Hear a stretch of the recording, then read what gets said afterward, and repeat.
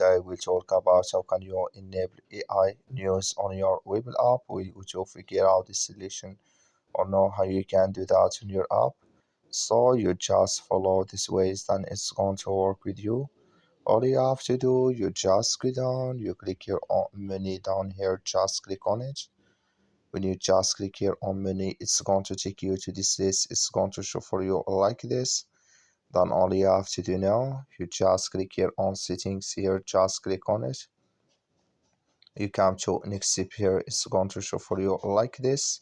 Then all you have to do now, you just click here on new settings, just click on it. So then you come to next step here, it's going to show for you like this here. You come here to AI news, you click here in this sign here. So then you click here on accept. So you just click here on this, then you click here on accept. Like you say, AI news enable with us now. That's all you have to do. Thank you for watching. Don't forget to support us by liking, subscribe.